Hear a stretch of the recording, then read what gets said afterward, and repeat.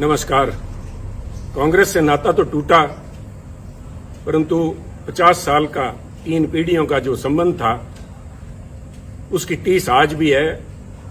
और आज जहां गुस्सा है पार्टी के लिए, वहां दर्द भी है। और उदयपुर में जो कुछ हो रहा है उसको देख के पार्टी पे तरस भी आ रहा है।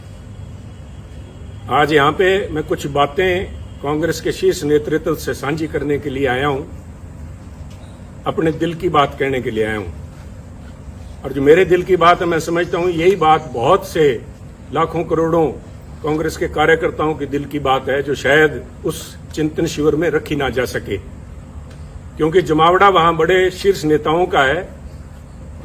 पर कितने शीर्ष नेता सिर्फ चीयर लीडर का रूप धारण करके रह जाएंगे, या कितने लोग उनमें से सच के ऊपर पहरा देंगे, कड़वी और सच्ची बात कह पाएंगे, ये तो आज और कल का दिन ही बता पाएगा। परंतु 50 साल जिस पार्टी में खून पसीना बहाया, जिसके साथ अच्छे बुरे समय में साथ रहे, उसके प्रति मेरा भी जाते जाते एक दायित्व बनता है। I would call it my parting gift to Congress party. मैं कुछ बातें साझी करना चाहता हूं, क्योंकि कल मैंने कांग्रेस के हमारे माननीय अध्यक्ष सोनिया जी का भाषण सुना। बड़ा भावुक भाषण था, और उन्होंने खास तौर पे जो बात कही कि exceptional situations need exceptional solutions. परंतु कल का जो प्रोग्राम मैंने देखा उस चिंतन शिविर का, वो मात्र एक औपचारिकता, एक फॉर्मेलिटी फुलफिल करने से ज्यादा कुछ भी नहीं था। आज समय जब है पार्टी को बचाने का। आज पार्टी का अस्तित्व जो है, party is facing existential crisis, और उस समय हम इस तरह से बिहेव कर रहे हैं जैसे राष्ट्र का दायित्व आज कांग्रेस पार्टी के कंधों पे है। कमेटियां बनाई गई हैं, 6 किस्म की कमेटियां हैं, जो कि फॉरेन पॉलिसी भारत की डिस्कस कर रही है, कोई इकोनॉमिक पॉलिसीज, आर्थिक पॉलिसीज के ऊपर डिस्कशन चल रही है, एग्रीकल्चर पॉलिसी के ऊपर डिस्कशन कर रही है। मेरा मानना है कि बिल्कुल कांग्रेस आज एक मेन अपोजिशन पार्टी है, और हमारा ये फर्ज भी बनता है कि हम इन विषयों के ऊपर हमारी एक राय हो। परंतु उससे भी ज्यादा, जैसे कहते हैं कि घर को सजाने का तसव्वुर तो है बहुत, घर को सजाने का तसव्वुर तो है बहुत, पहले ये तो तय हो कि घर को बचाएं कैसे। पहले ये तो हम आपस में बैठ के नाता डिस्कस कर लें। मैं अपने आप की आज भी आदत नहीं जाती, मैं आप नेताओं से, कांग्रेस जन से बात कर रहा हूं कि आप ये तो तय करेंगे कांग्रेस को बचाओगे कैसे, क्योंकि अगर बचाने की नीयत होती है और ये एक मात्र औपचारिकता ना होके चिंता, यहां पे ये चिंता का शिविर होना चाहिए था, ना कि चिंतन का। चिंता तो दिखाई नहीं दी। अगर चिंता होती वास्तविक में, तो वहां पे एक कमेटी, उन 6 कमेटियों के साथ कमेटी एक यूपी के ऊपर भी बनती कि उत्तर प्रदेश के अंदर कांग्रेस की ऐसी दुर्दशा क्यों हुई। 403 सीटों में से करीबन 390 सीट्स के ऊपर कांग्रेस के जो प्रत्याशी थे, उनको मात्र 2000 वोट भी नहीं आ पाए। आप सब समझते हैं कि पंचायत के मेंबर का जो कैंडिडेट होता है वो भी 2-4 हजार वोट ले जाता है। एक कांग्रेस का एमएलए उत्तर प्रदेश, जो कि दिल है हिंदुस्तान का, वहां पे कांग्रेस के नेताओं की ये दुर्दशा होनी, नेताओं की नहीं, मैं समझता हूं ये शीर्ष नेतृत्व की और पार्टी की दुर्दशा है। उसके ऊपर कोई कमेटी बनी, क्या उस पर कोई विचार करेगा? कल कोई अजय जी, जो लालू जी हमारे, अजय लालू जी हमारे प्रधान है, क्या वो बात करेंगे, साझा करेंगे क्या कारण रहे, क्या कमियां, उनको सुधारने का प्रयास किया जाएगा। इसी तरह चाहे गोवा है, चाहे मणिपुर है, क्यों आज क्या हालात, इस किस्म के बाद चर्चा तो ये होनी चाहिए थी कि पूरा north east, all the 7 sister states जो हैं, हम सारी हाथ से खोए बैठे हैं। क्या कारण हुआ? गोवा में तो बड़ी भारी एंटी इनकम्बेंसी थी सरकार की। चर्चा ये भी थी कि सरकार बनने के चांसेस है, परंतु हम कहीं भी नहीं ठहर पाए। और उत्तराखंड की बात कीजिए, और उत्तराखंड की तो मैं स्पेशली बात करना चाहूंगा कि 2 सूबे प्रांत ऐसे थे जिनकी बातचीत हो रही थी कि उत्तराखंड और पंजाब के अंदर कांग्रेस बहुत ही अच्छा प्रदर्शन करेगी और दोनों में सरकार कांग्रेस की बनेगी। फिर क्या हुआ? क्या कोई वहां बता पाएगा कि उत्तराखंड के जो मुख्यमंत्री के प्रत्याशी थे हमारे हरीश रावत जी, उनका एक पांव पंजाब में था, एक पांव उनका देहरादून में था इलेक्शन दिन तक। क्या वो सोच लेके आए थे? क्या सोच के साथ हरीश रावत जी को पंजाब का प्रभारी बना के भेजा गया? क्या उनकी मंशा सिर्फ इतनी थी कि हम तो डूबे हैं सनम, तुमको भी ले डूबेंगे? खुद तो उनकी जो दुर्दशा हुई, और मैं इसमें कहने में संकोच नहीं करूंगा, मैं पहले भी कह चुका हूं और आज फिर कह रहा हूं, अगर हरीश राव जी आ रहे हैं तो I call it divine justice, he deserved it. जो कांग्रेस पार्टी की दुर्दशा हुई है उसमें बहुत बड़ा रोल जो है एकमात्र इन व्यक्ति का है। सारा दायित्व तो इनके कंधों पे मैं नहीं डालूंगा, हमारी भी कमियां रही वहां पे, पर इनका बहुत बड़ा रोल था। ये एक कड़ी थे यहां से लोगों पर बात करने के लिए। और उससे भी ज्यादा जरूरी, जब उत्तराखंड की बात करते हैं तो पंजाब की बात कैसे ना करेंगे। मैं पंजाब की बात के ऊपर कुछ समय लूंगा। मैं आपसे धैर्य की अपेक्षा करता हूं कि कृपया थोड़ा धैर्य रखें, क्योंकि पंजाब का मुद्दा सिर्फ वहां पे सरकार बनने ना बनने तक सीमित नहीं है। बहुत ही एक आधारभूत मुद्दा है जो पंजाब से जुड़ा हुआ है। पंजाब में जो घटनाएं वापरी हैं और जिस वजह से वहां पे पार्टी की जो दुर्गत हुई है पंजाब में, उसकी समस्याएं जो हैं उनके दूरगामी और आधारभूत उसका प्रभाव पड़ेगा। एक बात मैं मानता हूं कि देश जो है, भारतवर्ष जो है, एक सेकुलर देश है, और उस भारतवर्ष के अंदर अगर सबसे कोई सेकुलर प्रांत है तो मुझे इस बात का गर्व है कि वो पंजाब है। और पंजाब ने बार बार ये दर्शाया है, यहां तक कि 25,000 पंजाबियों ने कुर्बानी दे के भी, आतंकवाद के उन काले दिनों में 25,000 पंजाबियों की कुर्बानियां हुई, परंतु वहां आपसी भाईचारे और सेकुलरिज्म के ऊपर आंच भी नहीं आई। परंतु आज एक छोटी सोच का व्यक्ति, छोटी सोच का सो कॉल्ड लीडर, छोटी सोच का एक छोटा नेता जो बड़े पदों पे आसीन है, उसकी जुबान ने वो करने का प्रयास किया जो आतंकवाद के काले दिनों के अंदर AK-47 की गोलियां भी नहीं कर पाई। ये तो पंजाबियों को मैं दाद देता हूं कि उन्होंने फिर से मौका संभाला। और आप देखिए, जीता जागता सबूत देखिए। अगर किसी को इस बात के परिणाम की, इसको प्रूफ की जरूरत है तो वो देखिए कि इस इलेक्शंस के अंदर, जिसके नतीजे 10 मार्च को भी आए हैं, अगर धर्म की बात करें, सिखों ने, जो सिखों की पंथक पार्टी अकाली दल, उसको वोट नहीं डाला। हिंदुओं ने बीजेपी को वोट नहीं डाला, और SC भाईचारे ने, हमारे दलित भाइयों ने कांग्रेस को वोट नहीं डाला। पंजाबियों ने एक सिख के तौर पे, एक हिंदू के तौर पे, एक दलित के तौर पे, एक क्रिश्चियन या मुस्लिम के तौर पे नहीं, उन्होंने पंजाबी के तौर पे वोट डाला। और इस सारे आडंबर को ढा के उन्होंने एक आस और उम्मीद को वोट डाला, एक रंगले पंजाब की आस, एक बेहतर फ्यूचर, बेहतर भविष्य की आस में उन्होंने वोट डाला। वो आस कितने हद तक पूरी होती है तो समय बताएगा, परंतु पंजाबियों को ये दाद देनी होगी कि उन्होंने ये काली नजर जो हमारे कांग्रेसी नेता जो लगा रहे थे, जो हिंदू, सिख या दूसरे भाईचारों के अंदर जहर का बीज जिन्होंने बोया, मैं तो आज इस माध्यम से खासतौर पे कांग्रेस अध्यक्षा सोनिया जी से निवेदन करूंगा, मेरी हाथ जोड़ के करबद्ध प्रार्थना है, सोनिया जी, राजनीति सारे देश में कर लीजिएगा, परंतु पंजाब को बख्शिए। पंजाब ने बहुत काले दिन देखे। पंजाब में अगर पंजाब को परसेंटेज के प्रिज्म से नहीं देख सकते आप, पंजाब को 33% अमुक कौम है, 40% अमुक कौम है, बाकी बचते नॉन सिख हैं या किस खाते में डाल रहे हैं, कृपया करके बख्शिए पंजाब को। पंजाब एक है। ये जो बात जिन लोगों ने, आपके जो नेता, आपकी सलाहकार है, मैं नाम भी लूंगा क्योंकि आज वो उन्हीं के चलते सारा बखेड़ा खड़ा हुआ है कि आज मेरे को इस चैनल पे के माध्यम से आपसे बात करने की जरूरत पड़ रही है। अंबिका सोनी जी के एक जबान ने, मैं समझता हूं, ना सिर्फ कांग्रेस को, तो कांग्रेस का तो बंटा उन्होंने बेड़ा डुबाया, परंतु उन्होंने पंजाब के माथे पे कलंक लगाया, सिखों के माथे पे कलंक लगाया, सिक्खी के माथे पे कलंक लगाया। उन्होंने हिंदुओं को बदनाम किया, हिंदुओं को निरादर किया। क्या ऐसे नेता का कांग्रेस में बने रहने का कोई हक है, कोई औचित्य है? अगर औचित्य है तो मैं आपसे निवेदन करूंगा कि आज के समागम के अंदर, जब उदयपुर में वो बैठी हैं और आपके साथ मंच पे बराबर बैठी हैं, तो उनसे निवेदन करें कि उठ के वो बताएं कि Punjab, what is Sikhism, Sikhism है क्या, जिसको उन्होंने इतना बड़ा दोष लगा दिया। This is nothing. उनका ये बयान कि पंजाब के अंदर अगर हिंदू मुख्यमंत्री बनता है तो पंजाब में आग लग जाएगी, इसका मायना ये हुआ कि जो सारे सिख हैं, सारे पंजाबी भाईचारा है, वो हिंदुओं के खिलाफ डांगे लेके घूम रहा है। हिंदू सिख भाईचारे के अंदर दरार डालने की ये जो कोशिश, खुद आपकी सलाहकार अंबिका सोनी जी और उनके जो कुछ चंद चेले जो हैं, जो पंजाब के अंदर बैठे थे जिस समय ये फैसला हो रहा था, 4-5 जो यहाँ थे और वो 4-5 मोस्टली आज वहां आए हुए हैं आपके पास वक्ता के तौर पे, उनको बेनकाब करना जरूरी है। उन्होंने कहा था कि अगर हिंदू बन गया पंजाब में मुख्यमंत्री तो पंजाब में आग लग जाएगी। Is this some pre planned way of vilification of Sikhs? Are you trying to vilify a whole community?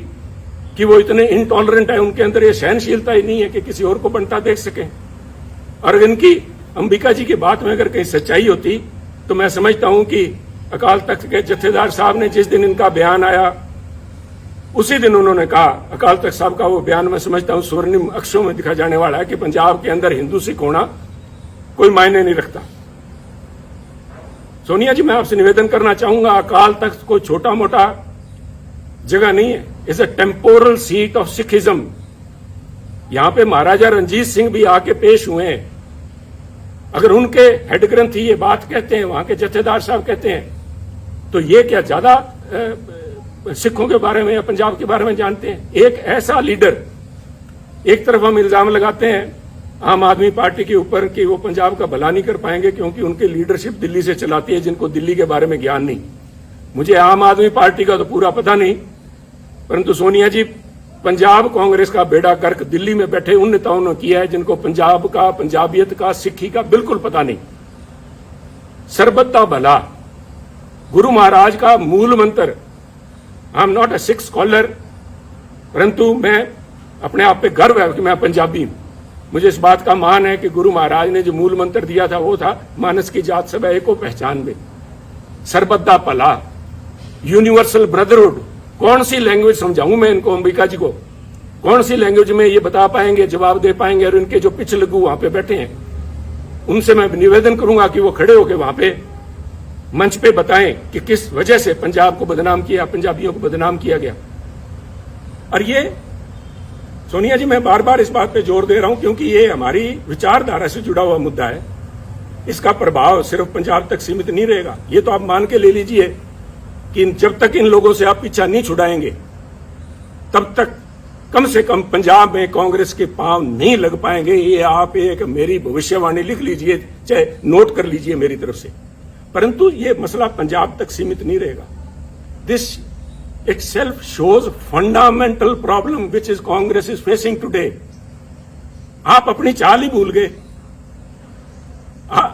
आप अपने आप को, आप पे इल्जाम लगते हैं कांग्रेस पार्टी के ऊपर सूडो सेकुलरिज्म के, कभी सॉफ्ट हिंदुत्व के, और कभी इस किस्म के बयान आ जाते हैं जिनको कुछ लोग कहेंगे मेजोरिटेरियन एक्सट्रीम लिए बैठे हैं आप। इन बातों का आपके ऊपर जो प्रभाव पड़ेगा वो मैं समझता हूं, आप इन सारे जो इल्जाम लगते हैं आप इनको तस्दीक कर रहे हैं। ये लोग आपके पास मंच पे बैठे हैं, यू आर विटिंगली और अनविटिंगली एंडोर्सिंग देयर व्यू। ये कौन? मेरा गुनाह क्या था? जब ये अंबिका जी का बयान आया, इनके चेलों का बयान आया कि पंजाब में अगर हिंदू मुख्यमंत्री बनता है आग लग जाएगी, तो मैंने कहा ये सोच कांग्रेस की सोच नहीं है। ये सोच किसी एक, I said a petty person, a small-minded person occupying high positions, and I meant your advisor, Ambika ji. Let me be honest with you. मेरे को फांसी लगानी है, लगाइए आप। मैं आज यहाँ सफाइयां देने के लिए नहीं आया आपके पास में। मैं तो आपको एक राय देने के लिए आया हूँ, जो पंजाब की भावना आपके सामने रखना चाहता हूँ। अगर इन लोगों को आज आप भी अपने साथ बिठाए बैठे हैं पंजाब में, आप भूल जाइए पंजाब के बारे में। इनको ना सिर्फ सिख, ना सिर्फ हिंदू, बल्कि पंजाब का एक एक बच्चा इनको कोसेगा और इनको ये परिणाम भुगतने पड़ेंगे, अंबिका जी को और इनके इन चेलों को, जिन्होंने यहाँ पे पंजाब कांग्रेस भवन में या होटल के कमरों में जाके अजय माकन जी को या हरीश रावत और उनको हरीश बायतू को जाके जो कहा था, इसका देना आपको देना पड़ेगा। परंतु आज अगर आप भी नहीं समझते, पंजाब के लोगों ने आपको जो कुछ दिखाया है उसके बाद भी अगर नहीं समझे, और आप आज भी, जैसे मैं समझता हूं it was a poor attempt to portray Congress as BSP in Punjab. आपने निर्णय, राहुल जी ने लिया, बड़ा अच्छा निर्णय था, सबसे पहले स्वागत मैंने किया था, that he has broken a glass ceiling. पर जिस तरीके से उसको प्रस्तुत किया गया, तो लोगों ने कहा कि अगर हमने जात पात और जाति के आधार पर वोट डालना है तो हम नकली बीएसपी को वोट क्यों डालें, असली बीएसपी को क्यों नहीं डाल लेते। और वही मसला आपके साथ, चाहे आप जब सॉफ्ट हिंदुत्व की बात करते हैं, लोग कहेंगे अगर वोट ही धर्म के नाम पे डालना है तो फिर बीजेपी को क्यों ना डाले। ये नकली बीजेपी को क्यों डालें? साहब अपने वजूद पे रहिए। Don't this drift of your intellectual, you are losing the moorings, intellectual moorings. यही तो आपके पास सारा कुछ था। इसी विचारधारा के साथ तो लोग हमारे जैसे जुड़े थे। और आप में और दूसरों में फर्क क्या है, इसका कौन जवाब देगा? ये जवाब तो आपको ढूंढने पड़ेंगे। इसके लिए किसी सलाहकार की जरूरत नहीं पड़ेगी। इसके साथ ही पंजाब की जब मैं बात करूंगा, मैं नहीं चाहता था कि मैं अपनी बात करूं। मैं यहां सफाई फिर से कह रहा हूं, मैं सफाई देने के लिए यहां नहीं आया। मैं अपने एक एक शब्द के ऊपर आज कायम हूं। मैंने जब आपको कहा था कि ये जो दिल्ली के अंदर आपके पास लोग बैठे हैं, आपको आंखें दिखा के और बाहर जाके कहते हैं समझौता हमसे करने का प्रयास करिए कांग्रेस अध्यक्षा, उन्होंने ना सिर्फ आपकी पद की गरिमा को ठेस लगाई बल्कि कांग्रेस की सोच को भी ठेस लगाई। मैं आज भी उस बात पे पहरा देता हूं। परंतु मैं इसलिए कह रहा हूं कि मुद्दा मुझे नोटिस दिया गया, सो कॉल्ड नोटिस,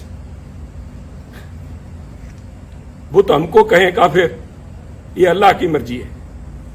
कमाल होगी साहब। मैं तो आपसे ये पूछना चाहता हूं, सोनिया जी शायद आपको मालूम नहीं था, मैं देखिए इतनी बड़ी संस्था है, आपके पास कितने ही पूर्व या एक्टिंग कांग्रेस प्रधान सूबों के रहे होंगे, शायद आपको नहीं पता था कि सुनील के पास कोई भी पद नहीं है। जब आपने सुनील के खिलाफ एक फरमान जारी किया कि सुनील को पार्टी के सभी पदों से निलंबित किया जाता है, मेरे पास पद था कौन सा साहब?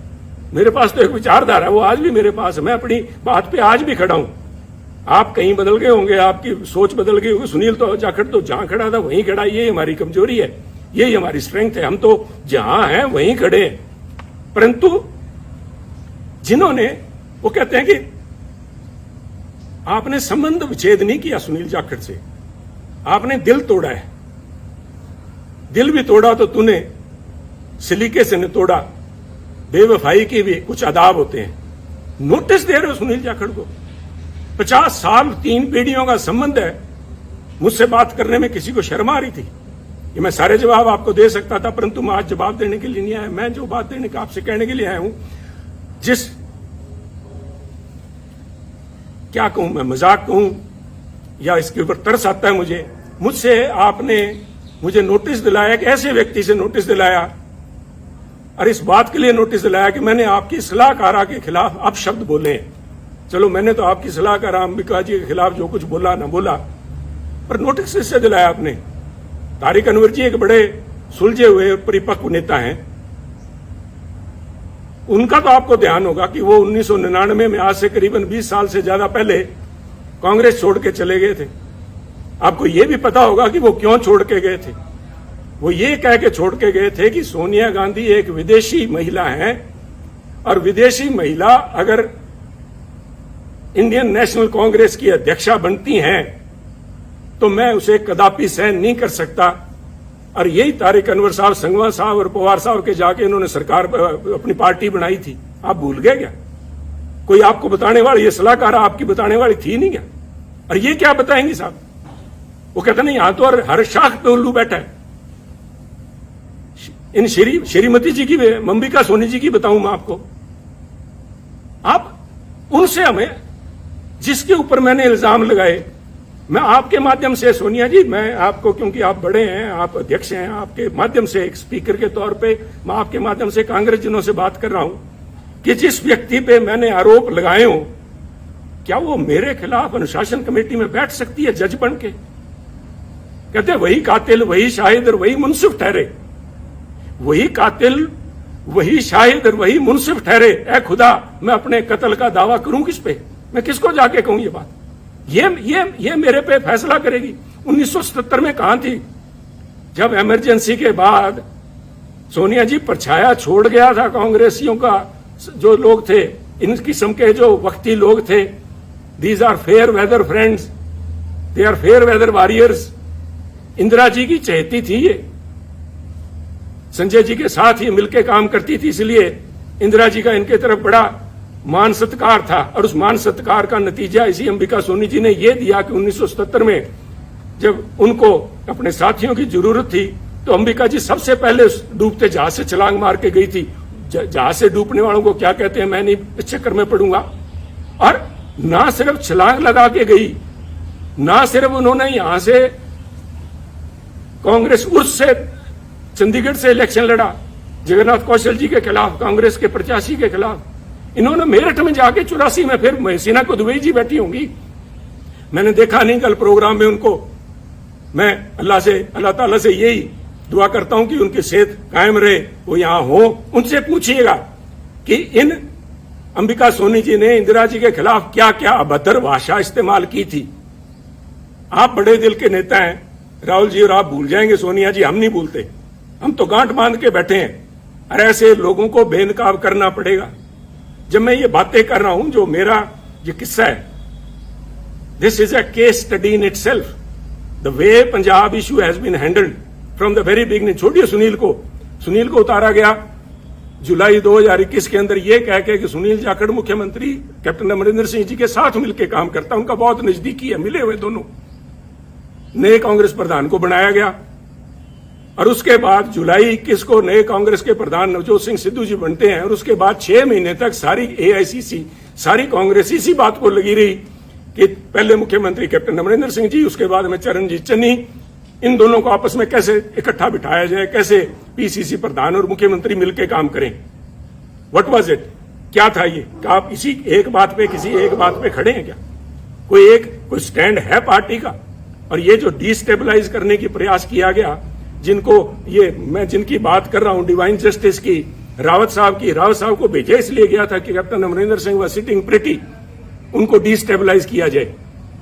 सोनिया जी, डिस्टेबलाइज तो विरोधी पार्टियां करती हैं, आप तो you are the parent party, Congress high command वहां पे बैठी, आप पंजाब में क्या डिस्टेबलाइज करवाना चाहती थे? Control destabilisation.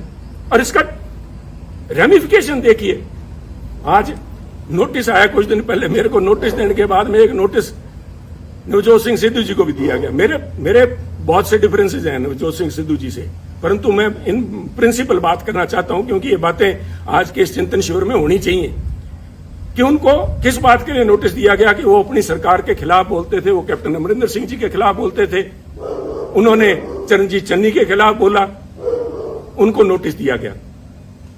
तो सब मेरा एक सवाल है, और मैं बड़ा उनका रिस्पेक्ट करता हूं, अशोक गहलोत जी का। अशोक गहलोत जी, आपकी सरकार को डिस्टेबलाइज क्या सुनील जाखड़ ने कर रखा है क्या, जो सुनील को नोटिस दिया गया है? आपकी सरकार को नवजोत सिंह सिद्धू ने डिस्टेबलाइज कर रखा है क्या? सुनील जाखड़ तो शायद कैप्टन अमरिंदर सिंह से मिला हुआ था या नहीं था, वो तो ये खुद जानते हैं, क्योंकि एक एक बात का इनको ब्यौरा दिया हुआ था। मैं नहीं चाहता था कि कांग्रेस की लड़ाई सड़कों पर उतरे, परंतु ये इनका फैसला था। सिर माथे, मैंने उस माथे को कबूल किया, सिर माथे कबूल किया, परंतु नवजोत सिंह सिद्धू तो सिर्फ बोलते ही हैं। और आपके यहां तो गहलोत साहब हर 15वें दिन आपको बताना पड़ता है राजस्थान की जनता को कि मैं अभी मुख्यमंत्री रहूंगा। और जिन लोगों ने मानेसर में जाके महीना तक कैंप किए रखा, आपकी सरकार के ऊपर एनफोर्समेंट डायरेक्टरेट की रेड करवाई, वो तो आप अच्छे थे कि पंजाब वाले से हालात आपके साथ नहीं बने, आपके भांजे भतीजे के यहाँ 25-30 करोड़ रुपए नहीं मिले तो आप बच गए। उन लोगों को नोटिस नहीं जाना चाहिए? उन लोगों को तो कांग्रेस अध्यक्ष मंत्रणा के लिए बुलाते हैं। तो क्या एक संदेश दे रहे हैं? एक मन बनाना पड़ेगा, क्योंकि अगर सुनील ने खता की है और सुनील की वजह से अगर पंजाब में सरकार नहीं बन पाई, और जैसे कि आपके हरीश बायतू जी कह रहे हैं कि सुनील की वजह से, सुनील के बयानों की वजह से आसपास वाली स्टेट्स के अंदर भी कांग्रेस को नुकसान हुआ है, तो फिर सुनील को निकाला क्यों नहीं? मैं ये पूछना चाहता हूं। अगर आपने फैसला ले लिया, सुनील ने गलत किया, तो सुनील को निकाल के बाहर करो। एक संदेश जाना चाहिए। मेरा कहने के बाद आप फैसला लीजिए, आपको फैसला करना पड़ेगा। मेरा मानना है ये जो कुछ भी हो रहा है, ये चंद चापलूस लोग जिन्होंने घेर रखा है, वो सिर्फ चापलूस ही नहीं है। मैं मर्यादा से बाहर नहीं जाना चाहता, परंतु पहले इल्जाम लगा करते थे कि कांग्रेस के हर समय हर सरकार के अंदर एक कोटरी होती है, जिसे किचन कैबिनेट कह लो या कोई उनकी कोटरी, उनके विश्वास पात्र हैं जो अपनी नजदीकों का फायदा उठाते हैं। परंतु मैं कांग्रेस साथियों को बताना चाहता हूं, over a period of time, क्योंकि मैंने जो 20 साल के मेरे एक्टिव पॉलिटिक्स में देखा है, ये जो कोटरी थी, ये जो ग्रुप थे, ये गिरोह का रूप धारण कर चुके हैं। और मैं बड़ी गंभीरता से और बड़ी जिम्मेवारी से कह रहा हूं, गिरोह का शब्द मैंने इस्तेमाल किया है। ये जो बना के भेजे जाते हैं यहाँ पे, हमारे इंचार्जेस बना के भेजे जाते हैं, इतिहास गवाह है पंजाब का, मैं राजस्थान का या हरियाणा का तो बोल नहीं सकता, मैं पंजाब की बात करूंगा। जनार्दन द्विवेदी जी शायद आए हुए हैं, जनार्दन द्विवेदी से पहले या बाद में एक शकील अहमद साहब को छोड़ दीजिए, चाहे वो चाणक्य थे, चाहे वो आशा कुमारी जी थी, चाहे रावत जी थे, और चाहे हमारे हरीश बायतू जी थे, ये सारे के सारे एक ही आका के जाके पैरों में हाथ लगाते हैं। वो हमारे पंजाब की आंटी बैठी है वहां पे, इन सारों को उनका वृद्ध हर्ष, उनका जो हर्ष था उनके ऊपर था। और इन लोगों ने इल्जाम बहुत लगे हैं। मैं डिम्पा जी को मैंने कल बैठे देखा, आपके बगल में बैठे थे सोनिया जी, पिछली रो में आपके, उन्होंने एक बयान दिया, उन्होंने पूरे बाड़मेर के माथे पे कलंक लगाया। मैं समझता हूं उनको बाड़मेर का नाम नहीं लेना चाहिए था, उनको व्यक्ति विशेष का कहना चाहिए था, परंतु मुझे पता है कि वो नहीं बोलेंगे, ना ही उनके खिलाफ कार्रवाई होगी। क्योंकि मैं, देखिए, यहां बैठ के राय देनी बहुत आसान है। मैं समझता हूं कि पार्टी को चलाने के लिए बहुत सी आपकी मजबूरियां होती हैं, मजबूरियां हैं भी, चलाने के लिए बहुत अकोमोडेट भी करना पड़ता है। अकोमोडेट कीजिए। मैं नहीं कह रहा कि आप जसबीर सिंह डिम्पा जी की, जिन्होंने कहा था कि बाड़मेर का ठग्गा था या बाड़मेर का डाकू कहा था, मुझे याद नहीं, उन पे एक्शन ना लीजिए। मैं नहीं चाहता कि आपकी संख्या, एमपीज की संख्या घटे, परंतु मैं इतना जरूर चाहूंगा कि एक कमेटी तो बनाई जाए कि क्या हुआ। These so called incharges, AICC incharge of Punjab Congress have not been less than, वो अमेरिकन एक फ्रेज बनी है, कारपेट बैगर्स। वो बेसिकली ग्लोरीफाइड ठग थे, जिन्होंने अमेरिका में जाके, जो उन दिनों में सिविल वॉर के बाद लूट खसोट जो हुई है, इस किस्म का यहां पंजाब के अंदर माहौल रहा है। इन लोगों को नोटिस ना दे के आप नोटिस सुनील जाखड़ को दे रहे हो। कोई इल्जाम तो बताओ सुनील जाखड़ को। सुनील जाखड़ ने तो, वो कहते हैं ना, हमारे बागड़ी में कहावत है कि सुनील जाखड़ ने तो आंख में सुरमा डालने का प्रयास किया था, और आपके लोगों ने जाके वहां पे आपको बताया सुनील जाखड़ कांग्रेस की आंख फोड़ रहा है। तो ये निर्णय तो आपको लेने पड़ेंगे। सोनिया जी, मेरे से, राहुल जी से मेरा ये निवेदन है कि हो सकता है आने वाले उत्तराधिकारी वही होंगे, और वो चाहे मेरी किसी से बने ना बने, मुझे लोग गलत कहेंगे, कांग्रेस पार्टी आपके, राहुल जी और आपके नाम के गांधी परिवार के बिना नहीं चल पाएगी। 60 बन जाएंगी, 60 नहीं तो कम से कम हर एक सूबे में एक अपनी अलग कांग्रेस होगी। आपका होना जरूरी है, आप लोगों का इस पार्टी का एक सशक्त अपोजिशन के लिए होना जरूरी है। परंतु ये तब तक ही जरूरी है कि आप अपने अच्छे बुरे को पहचाने। ये प्रशांत किशोर जी नहीं बता पाएंगे आपको, कोई आप वो सुनील कानूनगोलो है उसको वो नहीं बता पाएगा। This is a responsibility of the boss himself. अगर आप लीडर हैं तो आपकी परख होनी चाहिए। आप छोड़िए, आप शायद, I have always claimed that Rahul Gandhi ji एक बहुत ही बढ़िया इंसान है। आई स्टिल बिलीव इट, चाहे आज मेरे फर्क है, चाहे जो भी है, जो आवाज उठनी चाहिए थी, सच के साथ में खड़ी होनी चाहिए, नहीं उनकी मजबूरियां होंगी, परंतु is a very fine man, is a very upright. और मैं अगर कांग्रेस के इतने साल निभ गया तो उसका बहुत बड़ा कारण राहुल गांधी जी, मैं आज भी मानता हूं। अगर वो और कोई छोटे दिल का व्यक्ति वहां बैठा था, उससे पहले ये तोड़ बिछड़ा, उससे पहले भी वो लेना था। परंतु राहुल जी, आपको भी आजकल एयरक्राफ्ट के अंदर ये सुखोई और वहां पे लड़ाई चल रही है, उनके अंदर एवरी एयरक्राफ्ट, इवन टैंक्स के अंदर भी एक होता है IFF, called identification of friend और फो। दुश्मन और दोस्त की पहचान कराने के लिए उसके अंदर इंस्ट्रूमेंट लगा होता है, जो फ्रीक्वेंसी आपस में एक्सचेंज करके पता करता है कि मैं जिस पे मिसाइल दाग रहा हूं वो कोई मेरा दोस्त तो नहीं है। आपने इन पिछलगुओं के कहने से मेरे पे नोटिस की मिसाइल दाग दी, मेरा क्या बिगाड़ देंगे आप? पर आपने अगर पार्टी चलानी है तो ये आपको फैसले लेने पड़ेंगे, ये कमान अपने हाथ में लेनी पड़ेगी। ऐसे चापलूस लोगों से, इन बेगैरत लोग हैं। मैंने वहां पे एक बड़ी नेता को गिड़गिड़ाते देखा है कि मेरे को टिकटों की उसमें कमेटी के अंदर रहने दिया जाए। राहुल जी ने मना कर दिया था, शी हैज वेस्टेड इंटरेस्ट। उसके बावजूद वो गिड़गिड़ा के, उनके लिए बहुत बड़ी बात है। परंतु इन चापलूस और बेगैरत लोगों के बीच में रह के मैं समझता हूं हमारी जो कांग्रेस की नेतृत्व है वो गैरतमंद लोगों से बात करना और उनके सलीके को भूल गए हैं। परंतु ये आपको मुबारक हो, ये चापलूस आपको मुबारक हो। एक आखिरी बात कहना चाहूंगा, फैसला लीजिए। फैसले आपने लिए हैं, अच्छे लिए हैं, बुरे लिए हैं, समय बताएगा, फैसले तो लिए हैं। और मेरे फैसले के अंदर जो बात मैं खास तौर पे आखिर में आपसे कहना चाहता हूं, Sunil Jakhat's case, from notification to your recommendation of the disciplinary committee, till the time you have finally asked Sunil to be removed from all positions, it shows what is basically ailing Congress party. आप भी फैसला नहीं ले पाए। ये क्या फैसला था? सुनील से पद ले लिए। क्या पद ले लिए? सुनील के पास कौन से पद थे जो आपने ले लिए? इट इज बिकॉज आज भी either you lack conviction or you have doubt whether these allegations are true or not. पर मिसाइल तो छोड़ दी, अब ये तो वापस नहीं आएगी। आपने तो मिसाइल दाग दी। सुनील का तो आपने कर दिया कुंडा। सुनील की गैरत, सुनील का ऑनर उसके लिए बहुत बड़ी बात है। और जिस दिन आपने नोटिस भेज दिया, मेरा तो आपसे उसी दिन संबंध विच्छेद हो गया। परंतु 50 साल आड़े आते हैं बीच में, इसलिए मैं आपसे संबोधित हूं कि ये कमान अपने हाथ में लीजिए, दोस्त और दुश्मन को पहचानिए। दोस्त दुश्मन नहीं पहचान सकते, कम से कम एसेट और लायबिलिटी तो पहचान लीजिए। एसेट कौन है, लायबिलिटी कौन है? ये लोग आपको कहेंगे कि पंजाब में हमने एक नेशनल एसेट क्रिएट किया। अगर वो एसेट है तो उस एसेट को क्यों नहीं पंजाब कांग्रेस का प्रधान बनाया? क्यों नहीं उसको यूपी में ले गए? हमारे यहाँ तो 17 फरवरी को पंजाब के अंदर इलेक्शन कैंपेन खत्म हो गया था। अगर आपने वाकई जात पात के नाम पे वोट मांगने का ठान ही लिया था पंजाब में, तो यूपी में क्यों नहीं लेके गए मायावती जी को काउंटर कराने के लिए? या already has become an embarrassment. ये फैसले आपको लेने होंगे और उसके लिए मैं आपका ध्यान, राहुल जी, लेके जाना चाहूंगा पानीपत की पहली लड़ाई बाबर की तरफ। बाबर ने पहली दफा हाथी देखे जब वो पानीपत आया और एक हाथी को मंगवा के उसने सवारी करने की इच्छा जताई। तो हाथी उनके सामने पेश जब किया गया बाबर के सामने, और हाथी के ऊपर बैठा जब बाबर, तो उसने बैठ के अपने सेनापति से कहा, इसके जानवर की लगाम मुझे थमाओ।